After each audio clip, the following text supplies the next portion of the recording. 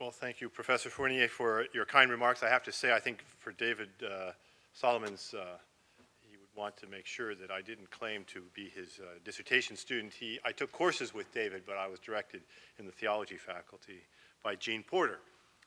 So thank you for your kind remarks, and I want to also, following the example of President Shanley, to begin also by thanking Father Randall and for benefactors who've made the Randall Professorship possible. Because of your generosity, I'm able to be spending this semester, this time of research, collaborative discussions with colleagues, and the opportunity this evening to share my thoughts with you about something that is dear to my heart. So thank you again, Father Randall. Militat omnis amans.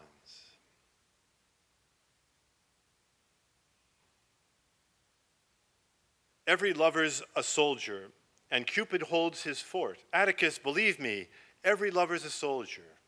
The age that's good for war is also right for love. Ovid expresses an ancient insight when he describes the affinities between love and war, artistically represented in the many classical and Renaissance images of the attraction between Ares and Aphrodite, between Mars, the god of war, and Venus, the goddess of love, as, for example, this image that was discovered at Pompeii. Cervantes expresses this even more succinctly when he has Quixote exclaim in defense of a young lover's behavior in winning the hand of his beloved, El amor y la guerra son una misma cosa. Love and war are one and the same thing. In both quotations, the poets are affirming that the ways of love are like the ways of war. If this is the case, might the study of one help us better understand the other, especially in the American context? The ways of love and the ways of war. A striking feature of the last 50 years is that Americans are becoming less and less successful at both. During these past 50 years, our wars have rarely attained the stated goals for which they have been undertaken, and have wreaked cultural, economic, environmental, and human havoc on friend and foe alike. The American way of love has fared no better. The marriage rate in the United States is now at an all-time low, while the divorce rate, although down from its record levels, is still troublingly high. Around 45% of all U.S. marriages now end in divorce. Cohabitation has not proved to be a panacea either. Only about 13% of those couples stay together. Perhaps the most disturbing statistics concern the growth of American solitude. Over the last half-century, the number of Americans living alone has doubled, with almost a third of our country living alone. And when it comes to raising children, if in 1960 less than 10% of our children were raised in single-parent homes, that number has reached a staggering 34%, one-third of our children. Clearly, Americans are having difficulty pursuing the ways of love and family life.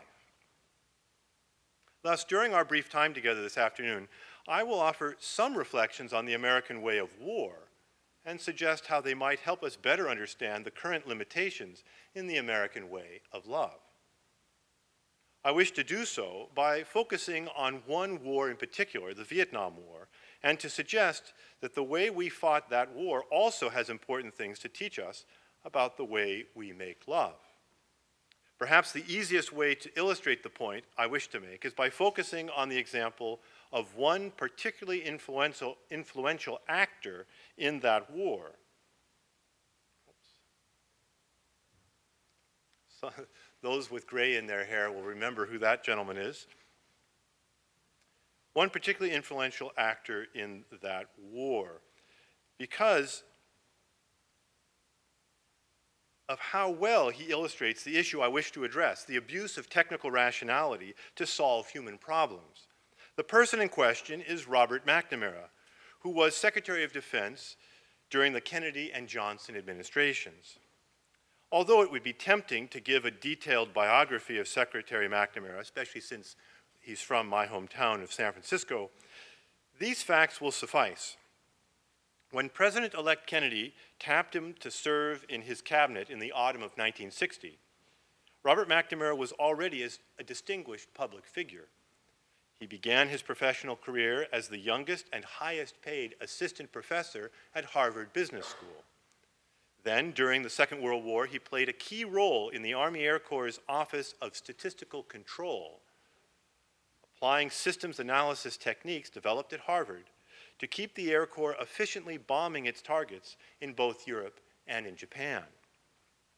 Upon returning from the war, he was part of an elite group of statistical control veterans hired as a block by Ford Motor Company to help turn the ailing company around.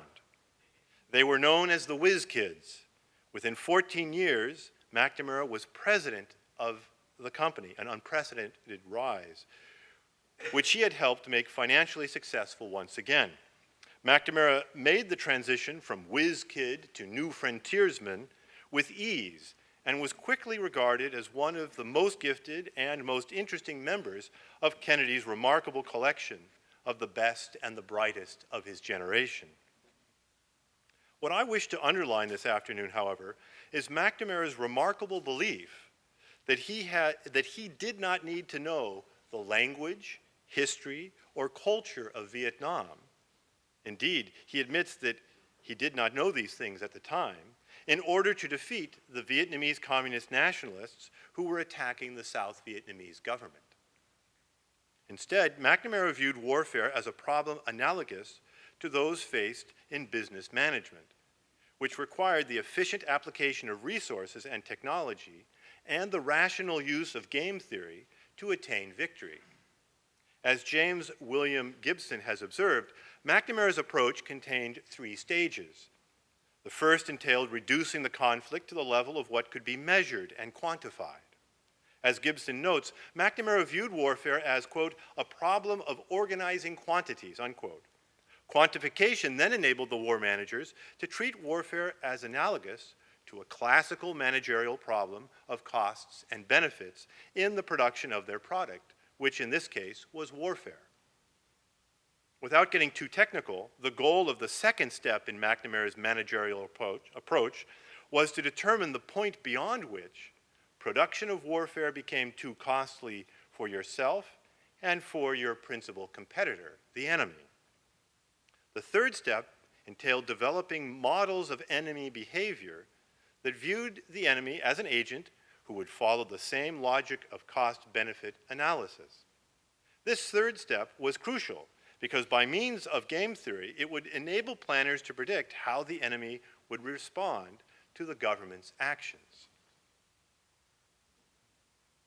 Warfare was thus like corporate competition. Victory would come to the competitor who could produce the highest quality product at the lowest cost. As in business, the key to a swift victory would be to engage in practices that would demonstrate to the competitor that he could not win, and that therefore he should negotiate a deal. In the business world, for example, when your competitor can consistently produce the product at a higher quality and at a lower cost, the rational executive will either sell out to the competition or he will withdraw from the market. Thus, as General H.R. McMaster has noted, McNamara, quote, defined military action as a form of communication, the object of which was to affect the enemy's calculation of interests and dissuade him from a particular activity, unquote. McNamara and his war planners believed that in their use of military force in Vietnam, they could convince the Vietnamese communists to stop their attacks on the South Vietnamese government and to negotiate a lasting peace. For example, as Gibson has observed, one of the reasons that the war planners were obsessed with body counts, kill ratios, and with establishing the crossover point, those of us who used to watch the nightly news during those years remember all of those terms, and the crossover point was the point at which the Viet Cong were losing troops faster than they could be replaced, like a profit maximization curve, that point at which if you keep making a product, you're now going to be losing money instead of making money, and therefore the smart money was to get out. So they kept on trying to establish those points, the crossover point, because they believed it would communicate to the North Vietnamese that they were losing the war. As McNamara himself would later explain, quote, "The objective was to bend an opponent's will via the threat to continue on up the ladder of escalation." McNamara believed deeply that the escalation of military force was demonstrating that a negotiated peace was in the interest of the communist Vietnamese themselves. McNamara would become increasingly frustrated that the Vietnamese never saw this. Years later, when he organized a meeting with his former enemies, who were now the leaders of a united Vietnam, McNamara continued to make this point. He argued that one of the reasons the Vietnam War should be considered a tragedy stems from the failure of the North Vietnamese to see that a negotiated settlement in 1967 would have been possible and would have been in their own interest. Not surprisingly, the Vietnamese officials in the 1990s rejected every element of this claim. For them, the war was not a tragedy, but a victory, a costly victory, but a victory nonetheless. They had united Vietnam, and for the first time in centuries, they had liberated it from foreign occupation. From the Vietnamese perspective, however, the post-war discussions did have one helpful outcome.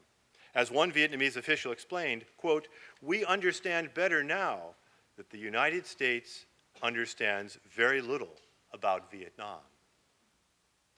Without doubt, McNamara during the war had understood very little, and not just about Vietnam, but about war in general. As General McAllister explains, McNamara's managerial approach, quote, "ignored the uncertainty of war and the unpredictable psychology of any activity that involves killing, death, and destruction," unquote. Specifically, with regard to the Vietnam War, General McAllister adds that, quote, "To the North Vietnamese, military action involving, as it did, attacks on their forces and bombing of their territory was not simply a means of communication.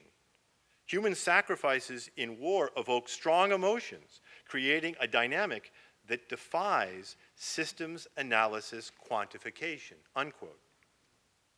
McMaster here articulates a view that was already in circulation in the early 1960s. Indeed, as early as 1961, many who knew Vietnam believed that the conflict in that country could not be resolved through military means. Here, for example, is how one research analyst describes his first encounter with the country. Quote, "In the fall of 1961, it didn't take very long to discover in Vietnam that we weren't likely to be successful there. It took me less than a week on my first visit. With the right access, talking to the right people, you could get the picture pretty quickly." The analyst explains that he had go anywhere, see anything clearance, and interviewed American military advisors who spoke Vietnamese and knew the country well. He also spoke with South Vietnamese officials and studied the files developed by the American advisors. Their conclusions were the same. The Diem government of South Vietnam would fall to the communists within 1 or 2 years, unless Diem was overthrown, in which case South Vietnam would fall sooner. The only thing that could delay this outcome would be the massive insertion of American ground troops, but even this, they all believed, would only delay a communist takeover. Once the ground troops were withdrawn, the government of South Vietnam would soon fall to the communists. This was not an isolated view. It was French President de Gaulle's view, communicated to the American ambassador in 1963. It was also the view of the Army's own chief of staff at the time, General George Decker, who, as you might imagine, didn't retain his job very long. How then could McNamara and his team of war managers be so blind? Did it perhaps stem from their conception of rationality and of technology, and their way of applying them to human problems? The question is especially germane to our topic this afternoon, because when Robert McNamara resigned as Secretary of Defense in 1967 and went on to become president of the World Bank in 1968, he surprised everyone by shifting the focus of the World Bank from infrastructure projects to an issue at the heart of love, family planning.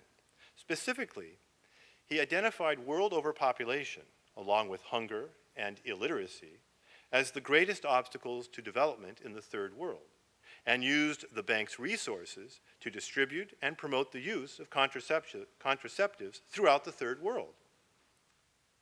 The ways of love and the ways of war. Believe me, Atticus, every lover's a soldier, and the age that's good for war is also right for love.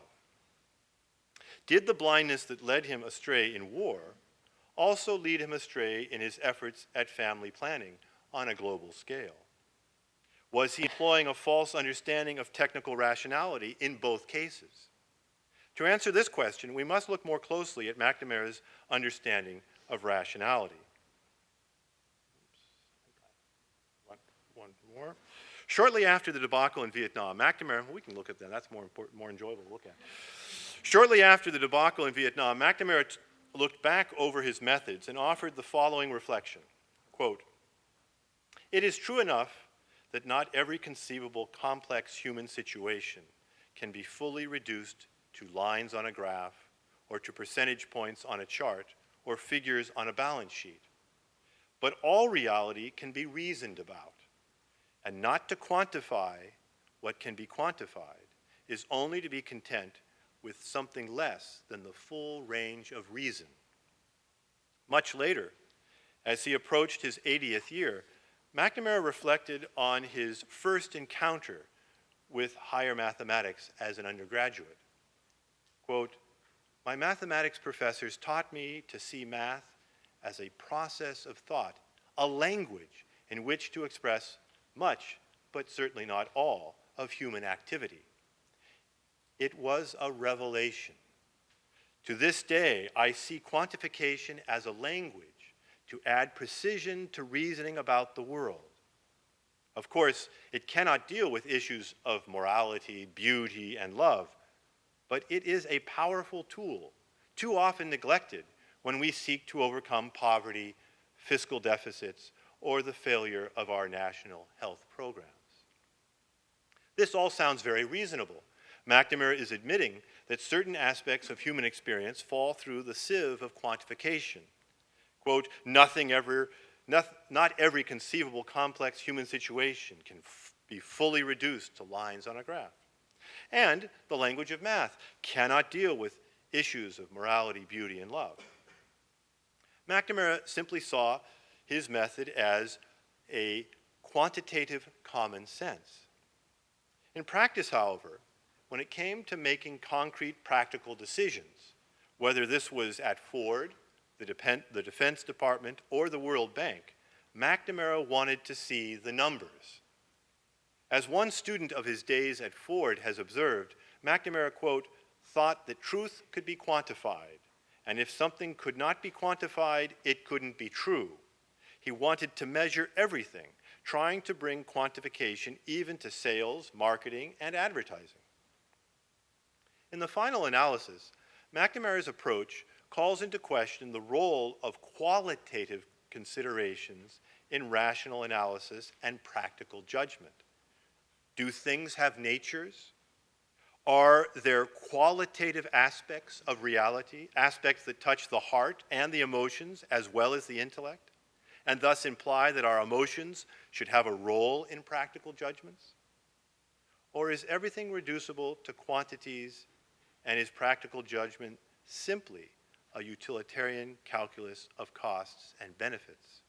Importantly, McNamara not only strove to base his own judgments on quantitative data, he believed deeply that in the heat of battle, this is what everyone does.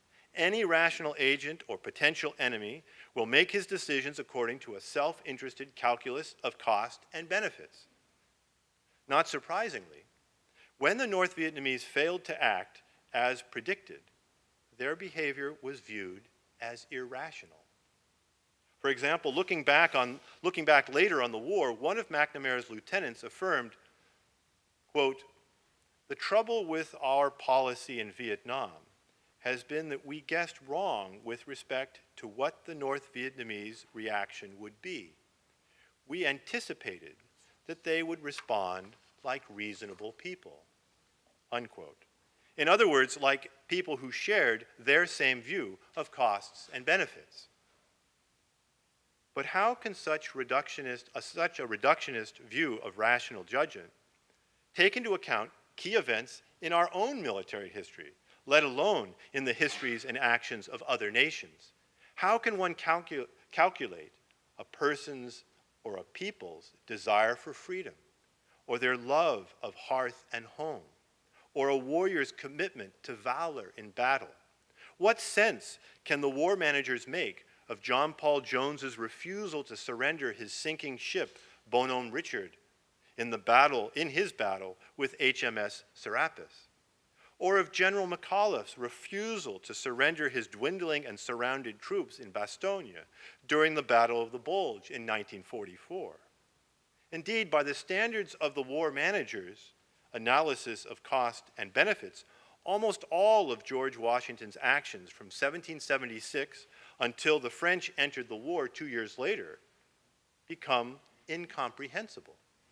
The actions of an irrational man. In this regard, McNamara's difficulty with the mysterious character of car sales is instructive. Oops, I had a photo of that. I'm just going to keep us there with the Vietnamese.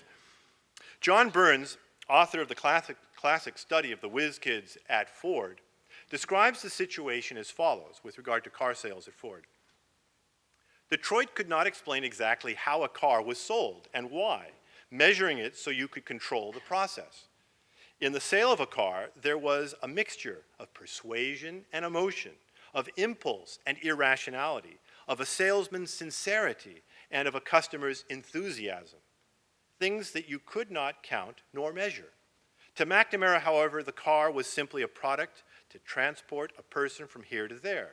It provided transportation, not status, not prestige, or even fun. It was a product more complex than a hula hoop, a television set, or a tube of toothpaste, but really nothing more than just another consumer product. So he could never understand why his men couldn't break down the sale of the car to look at the process as a science.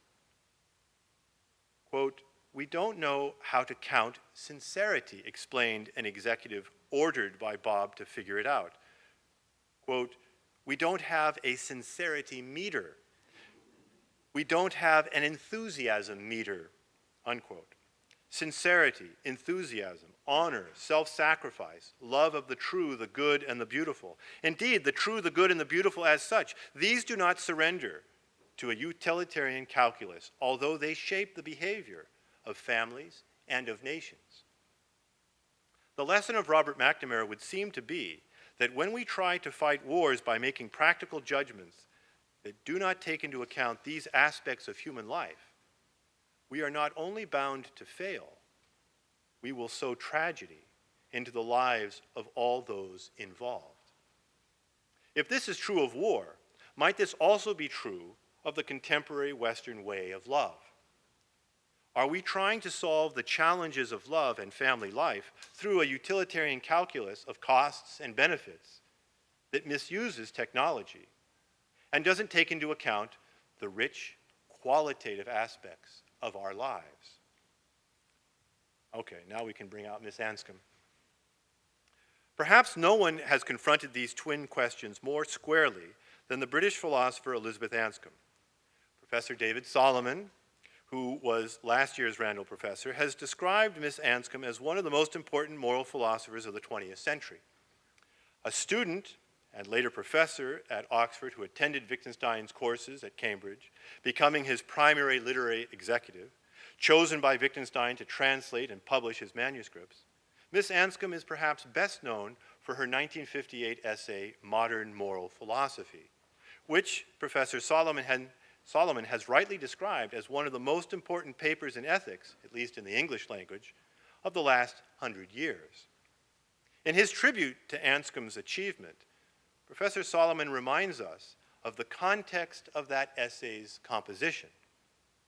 In 1956, while she was a research fellow at Oxford University, she was appalled to discover that the university was preparing to grant former President Harry Truman an honorary doctorate, a man whom she regarded as a mass murderer because of his authorization of the dropping of the atomic bombs on the civilian populations of Hiroshima and Nagasaki. The greater shock, however, was that only 4 of her colleagues at Oxford supported her in her efforts to have the doctorate blocked. Shortly after this, Anscombe was invited to teach an ethics course for a friend who was departing on sabbatical, Philippa Foote, who was coming here to America to do research. Her daughter, Mary Geach, that is, Anscombe's daughter, Mary Geach, explains what happened next. My mother settled down to read the standard modern ethicists and was appalled. The thing these people had in common, which had made Truman drop the bomb and the Dons defend him, was a belief which Anscombe labeled consequentialism. I believe she invented the term. It has come to mean much the same as act utilitarianism, but without the view that good is to be equated with pleasure and evil with pain. As Anscombe explained it, however, consequentialism is the view that there is no kind of act so bad, but it might on occasion be justified by its consequences, or likely consequences if not performed. In preparing her class, Anscombe came to the conclusion that the only way to offer a more adequate account of the moral life was by returning to the ancient question of human flourishing and the quest for happiness.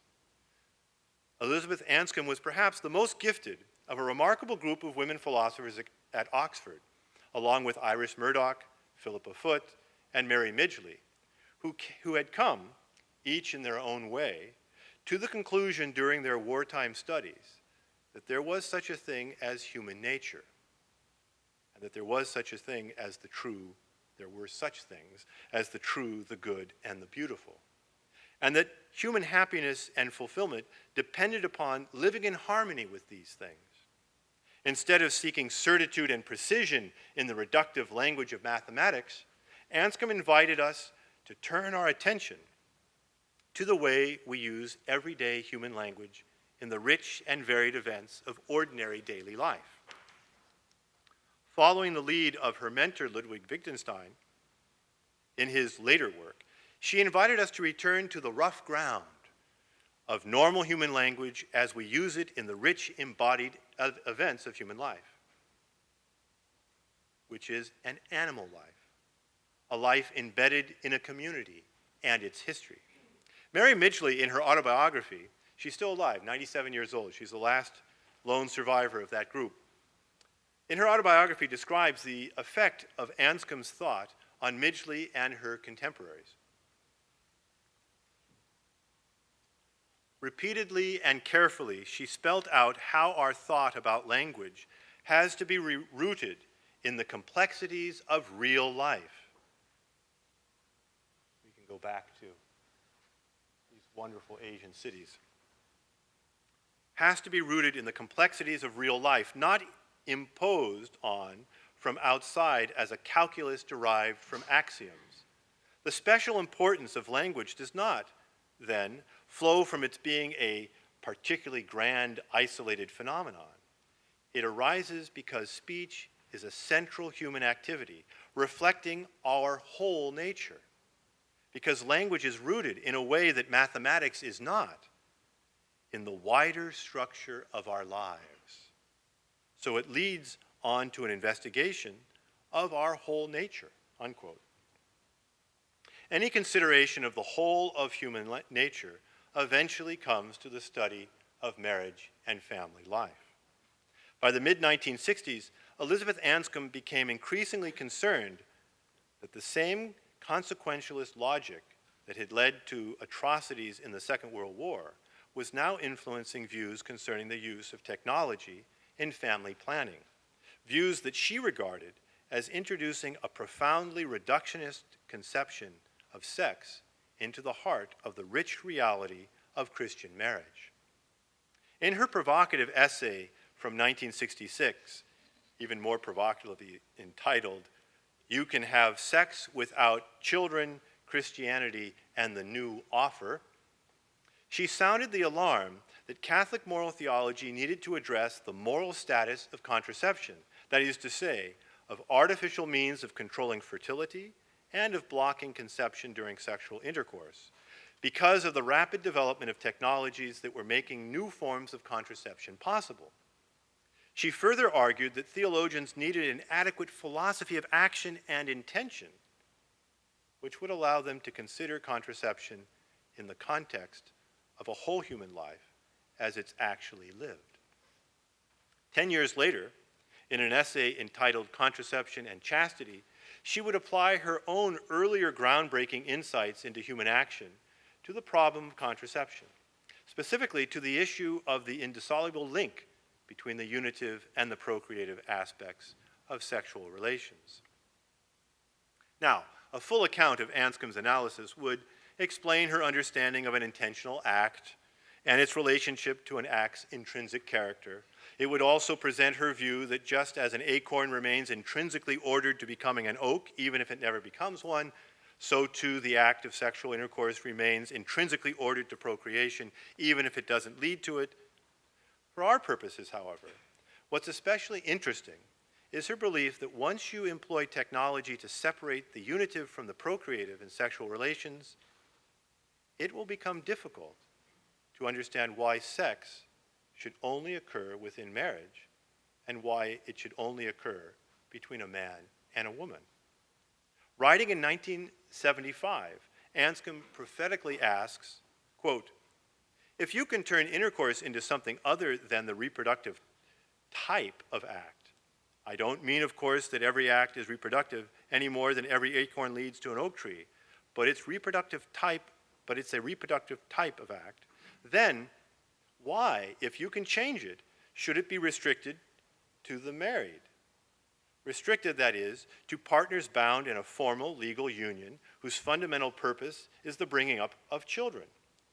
For if that is not its fundamental purpose, there is no reason why, for example, marriage should have to be between people of opposite sexes. But then, of course, it becomes unclear why you should have a ceremony, why you should have a formality at all." Written in 1975. Now, contraception is a fraught issue that has divided hearts and troubled consciences in the Catholic world for over the last 50 years at least. It is definitely not an issue about which we here in this room would reach agreement this evening, even if we discussed it well into the early hours of tomorrow. But from the perspective of this theologian, who grew up on the shores of the San Francisco Bay in the 60s and 70s, and who had the privilege of studying moral theology with protagonists from both sides of this debate, it seems that too often discussions of sexual ethics have focused on the pastoral concern to not place couples' consciences in jeopardy, and on debates about freedom versus obedience to law. But for generations whose motto has been, but for the generations whose motto has been, if it feels good, do it, if it tastes good, chew it, our consciences have never risked being troubled about these questions. We were, however, confused.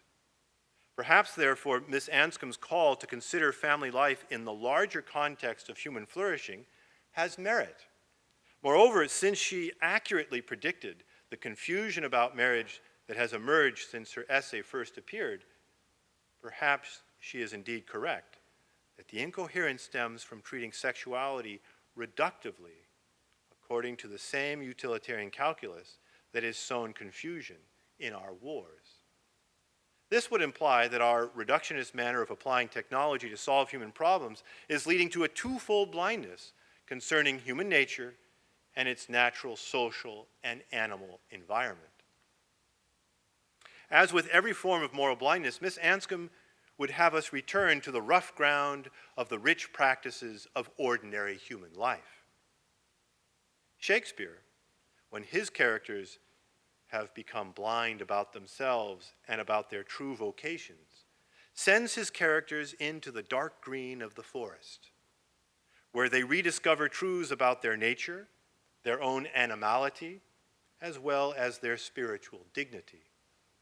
Thus, for example, when Touchstone, the court fool in As You Like It, encounters Corin the shepherd in the forest of Arden and asks whether there is any philosophy in him, Corin responds with truisms such as, "The property of rain is to wet, and fire to burn, and that a great cause of night is lack of the sun." The speech traditionally has great comic effect, but it is nonetheless true that many of us have had to rediscover, sometimes with great difficulty, these simple but tenacious truths about the natural world, about our own natures and the world in which we find ourselves. Stones are hard. Water is wet. Fire burns. Oh, how it burns. Perhaps one reason we fear to see the whole context of who we are in our natural world, one reason we flee to a reductionist view, one reason we fear to go in to the forests of Arden or even of Arcadia, is that we will also find death there. Et in Arcadia ego. I too am in Arcadia, death reminds us. Death, the mystery where war and love truly embrace. But Miss Anscombe is one of those who was confident that death is not the only thing that awaits us in the forest. The contemplation of nature and the return to the fuller, richer practices of family life open us to something that is more than nature and that is stronger than death, opens us to the love that moves the sun and all the stars, to the God who is love, and to the encounter of that way that unites all the way of the cross that leads from death to eternal life, the way who is Jesus, who makes war on death and reveals that any age is good for this divine warfare, and that any age is right for this conquering love. Thank you.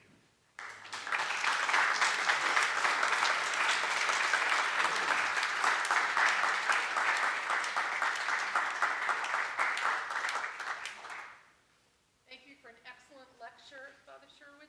Father Sherwin has graciously agreed to take questions you might have. There's a microphone on either side, either aisle, if you'd like to ask your question by speaking into the microphone.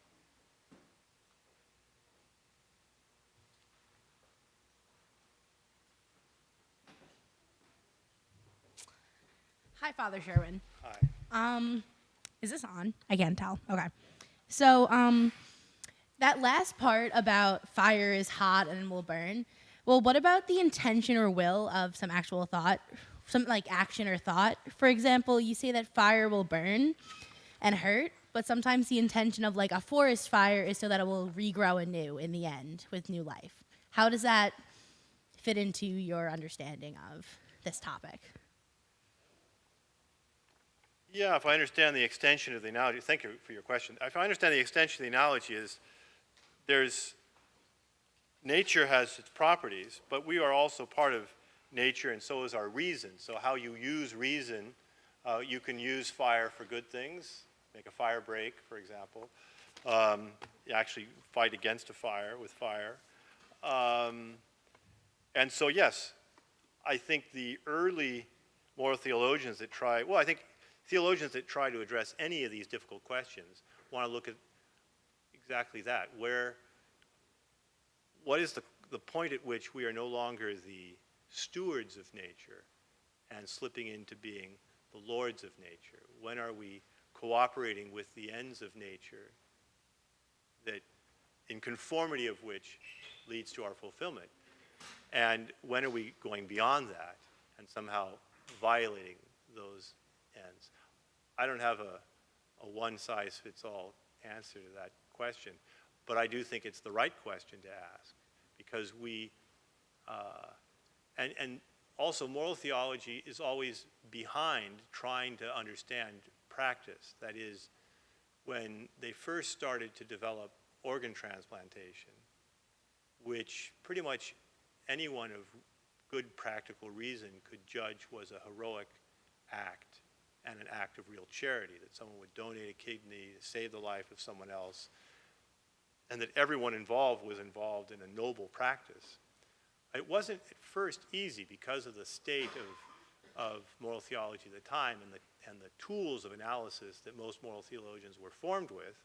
It wasn't easy for them to understand how to explain why it was a noble act.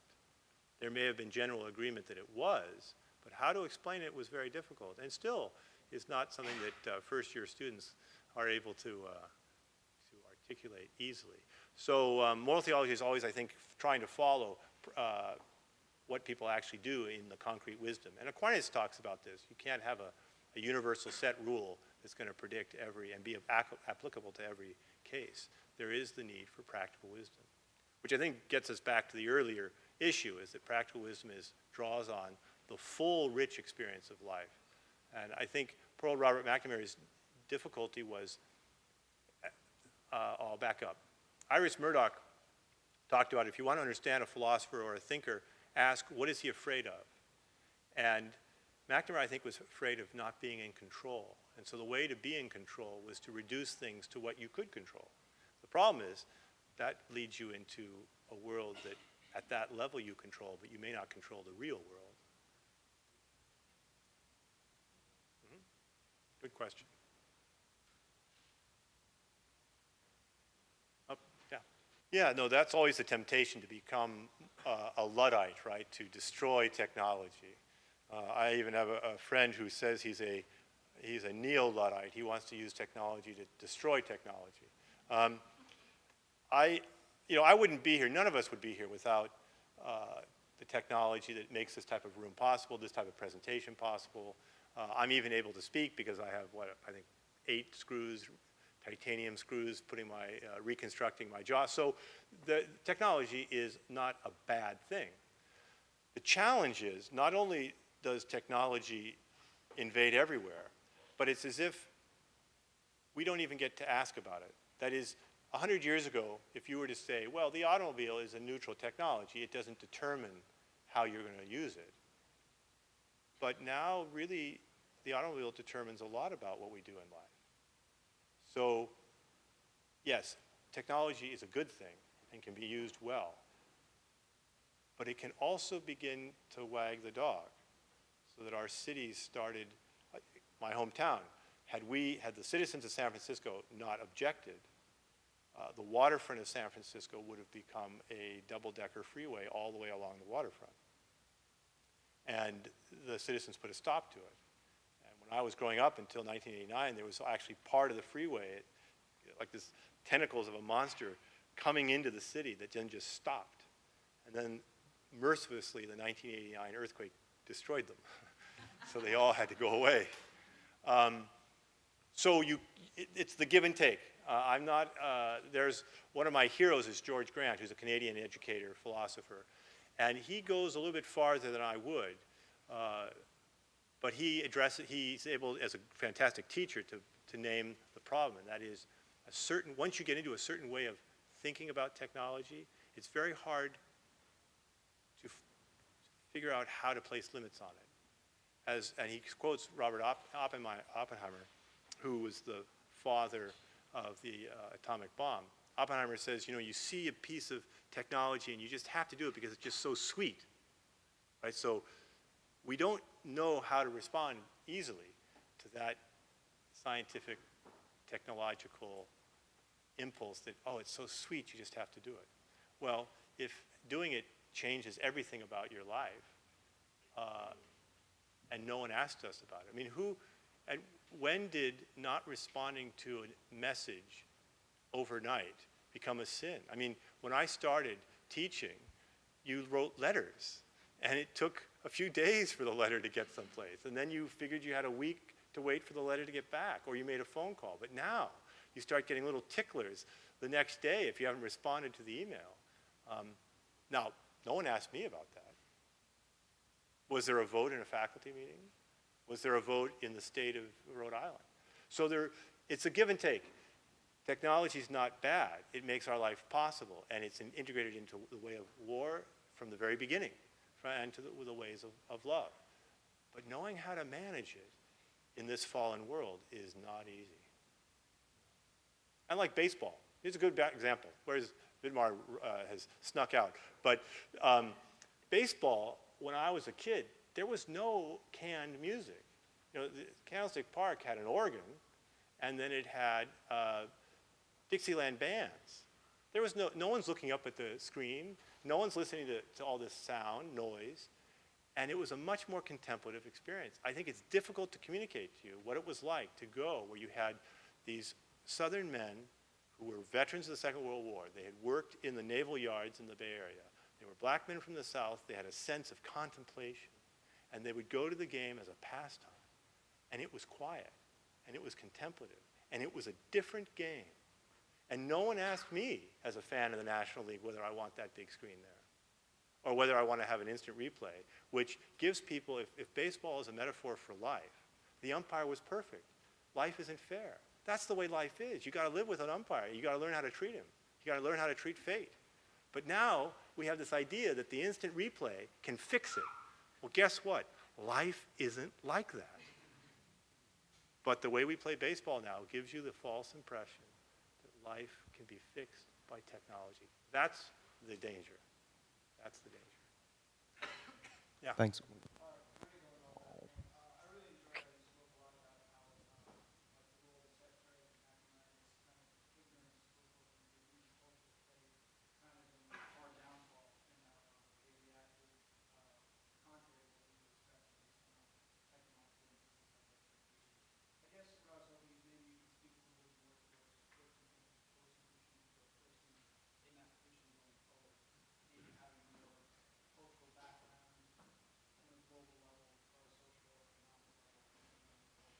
Yeah. Well, it's what Miss Anscombe would say. You develop a love for that richer vision. And there were people like that. A lot of the really experienced boots on the ground Marine officers, one of our friends, Russ Hittinger, his father was among those Marine officers who understood that if we were going to make any sense of what was going on in Southeast Asia, we had to help the people in the villages decide that they did not want to live under the communists. And you know, I grew up in the Bay Area. I grew up living in community and spending a lot of time with the refugees. In those early years after Saigon fell, life was not fun in Vietnam. So a way to help the villagers to see maybe there's another way of living. Of course, the Viet Cong realized that those people were the most dangerous Americans in the country. So Russ's father was killed by a Viet Cong who was serving in the South Vietnamese army as his aide. So I think the tribute to Russ's father is just that. They saw him as such a threat. That's the way to win conflicts. But of course, as Sun Tzu, the oldest expert on war, most generals, great generals, win wars without ever firing a shot. And what that means is diplomacy, learning what you share in common. I'm no friend of Ho Chi Minh, but there were moments early on in the 40s where things could have gone differently had we had a vision that was larger than the one we had. And yeah, but we inherited the heritage of a colonial situation that was going to be a tragedy one way or another. But we made it a much worse tragedy. And they're still suffering it, especially in Laos and Cambodia, countries that were neutral.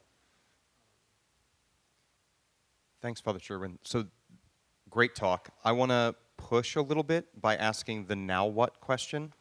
And you've touched a little bit on it, but I just want to make the point kind of forcefully. So, you said in response to the question 2 questions ago that life's not like that about the instant replay. The problem is it is, right? Because the instant replay is just part of life now. And it seems it's like... part of baseball now. Right. And it seems like with your comments about the Luddites, it seems like you've said, the answer can't be de-technologize.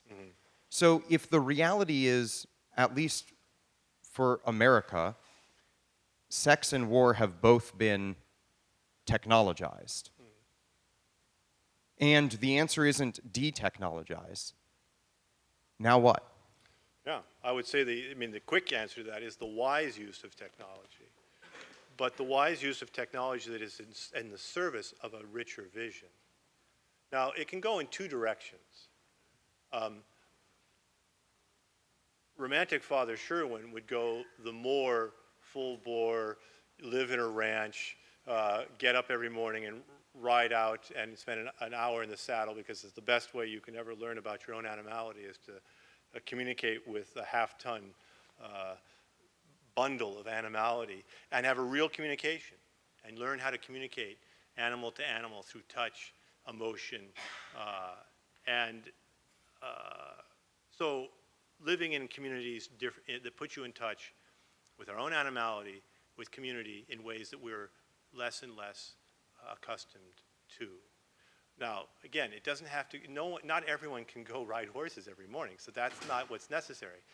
But ways of choosing to live community life. John Sr., who's another educator who I admire, who put together the Pearson Integrated Humanities Program at the University of Kansas that was enormously successful during the same years that we were looking at in the talk that McNamara was running amok.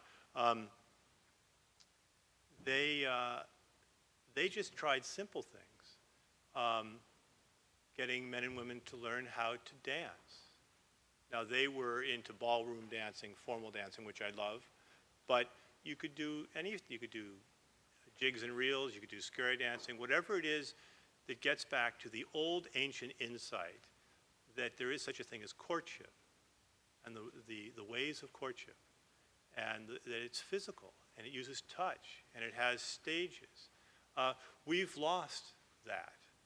So any types of activities that place us back into ways of living that go back millennia before recorded history, and for whatever reason, we've blasted those ways of interacting. And those little pockets in American life where they still exist or where communities are choosing to promote them, you have a much happier, fulfilled family lives and higher success rate in education. I mean, all the different things that go with it. But yes, I think that if someone's interested in studying this, studying the Pearson Integrated Humanities Program is very interesting. That can also become too programmatic, but nonetheless, it's got a lot of interesting elements.